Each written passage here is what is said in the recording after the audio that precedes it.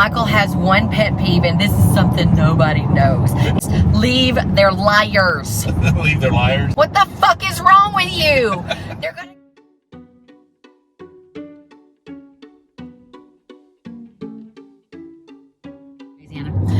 We're gonna go ahead and do some little questions and answers. I've fielded a few questions. All right. So some stuff that we can answer. One of the questions came from Kiki Bell on Facebook.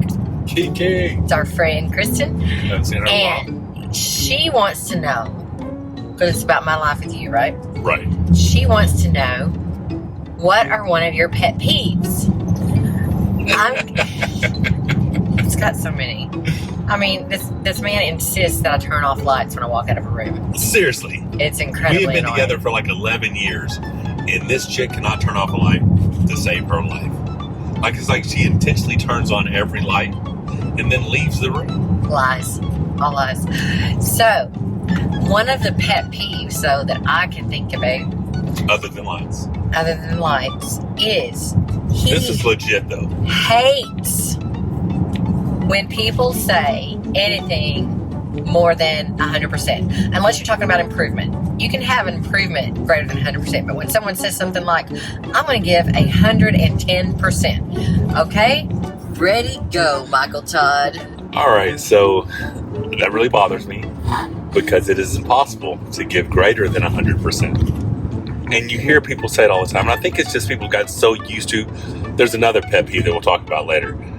But it's very similar to that one as well. People have just gotten so used to saying it. And I'm such a literal person that when you say I'm going to give 100+%, I'm like, well, that's just ridiculous because that's impossible. And I'm going to go ahead and go a step further. Very few times in life do people actually ever give 100% of themselves or their effort. Think of this from a physical performance standpoint, sports, competition, whatever. To give 100% of everything that you're capable of, does that not mean you have to have passed out or something in the middle of the performance?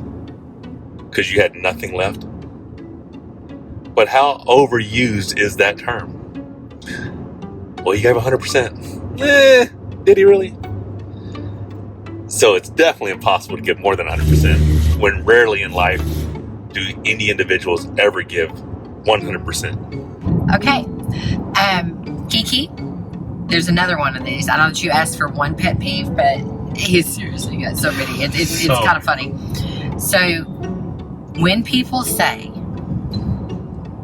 This one bothers me so bad. It does. Let me tell you, before she gets into it, people write scripts and don't correct this. For movies. In 10 miles, turn right on. And they don't correct this shit. Or the actor themselves just reads it wrong and says it how they've heard it over and over and over. I don't know which one it is, but it's so disturbing to me. How many of you say, I could care less? Really? Could you? Because what I want to know is how much less could you care? Because what you're trying to tell me is that you have no care for whatever it is that you're talking about. But if you tell me instead, that you could care less, that means you have a degree of care, yes, which you could have less of a degree. When you say I could care less, there's less care that you could have.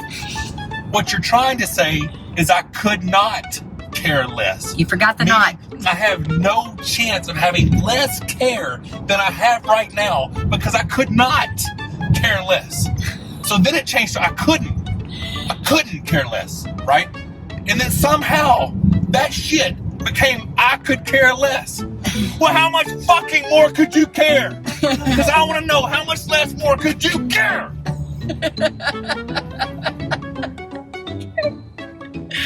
So that might be a bigger deal than the 100%. I don't know. It's pretty bad. This too is from Austin Collins on Facebook. And he wants to know, this is a good question. Okay. Can you quit hitting the lines? It's difficult. You're not looking at the camera, you're looking at the road. Okay. Okay? He wants to know. What's up, Cameron? Austin Austin. is his name. I said Cameron. Oh. Because I was looking at Cameron. Oh, he wants to know, What sport would Michael Todd be interested in if arm wrestling wasn't a thing? Ping pong. Baby, I'm Forrest Gump. Okay, I'm not quite Forrest Gump. I really do enjoy ping pong. So what sport, if it wasn't for arm wrestling, is that because I'm just, I didn't let you finish, is that it? Yes, Okay, if arm wrestling was not a thing. Arm wrestling was not a thing. What sport? I probably would have continued to pursue martial arts. Martial arts. Yeah, that's what I was into when I was a kid a lot, you know. So There's a story there. Karate, taekwondo, hot boxing. That's what I did when I was from like 10 to 17. And I was really proficient. So I've been a UFC guy since UFC 1. Like I used to rent the VHS and go watch them. I was a huge fan. The story is, I thought I was a reincarnation of Bruce Lee because he and my dad were born in the same month. He died 1 month before I was born. So in my mind, I justified me being the reincarnation of Bruce Lee.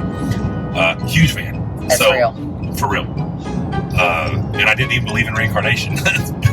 But still, I was trying to figure out how I could be Bruce Lee.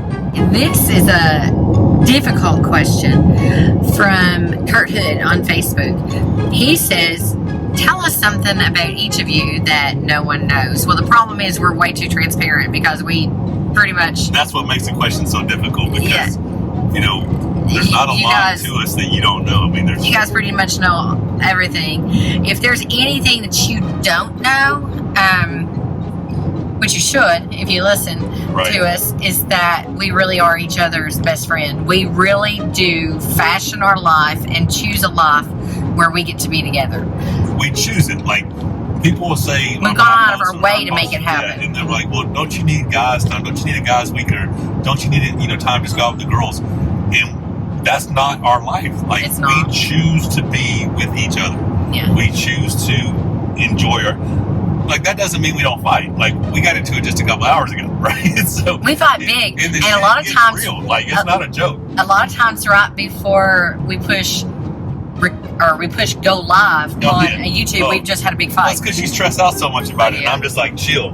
Like, whatever happens. But, so as far as something about us that you may not know, we have a lot of fun. Like, we find joy and laughter in some of the craziest things. And it's those times where, like, dude, if the camera's running, we'd have so many people following us because the shit's hilarious. I don't know. Or they would unfollow us. Some of our humor is really kind of sick and a little bit dark, but anyways. Sometimes.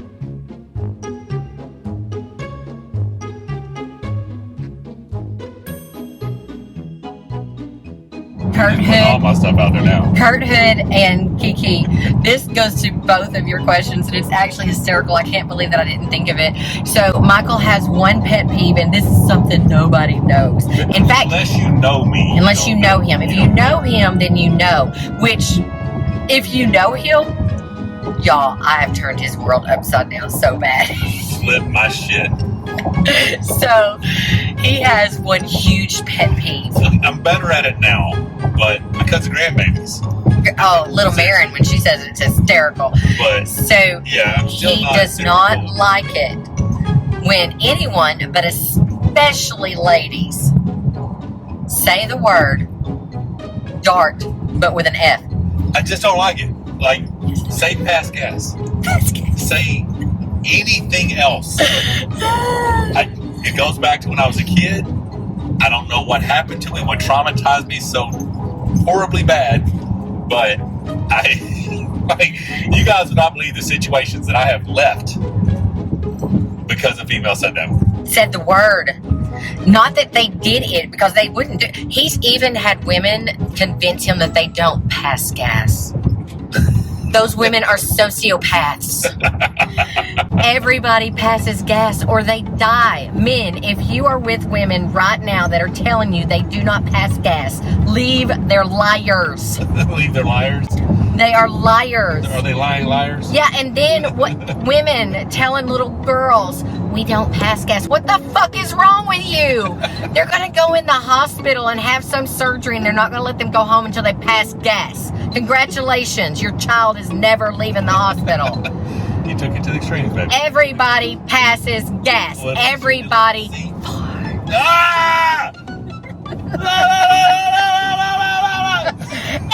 Everybody does. Do not ever say that again. I kill you. Everybody does. I'll kill you right now. Michael, does your wife pass gas? I don't even like you. He had to get used to it. And then what did COVID do? Oh God, well, smell anything. It's really We lost anything. all of our smell forever. So you just walk around passing gas everywhere. And then you forget that other people can smell. It's like, It's a bad situation to be in. it wasn't me. Everybody does.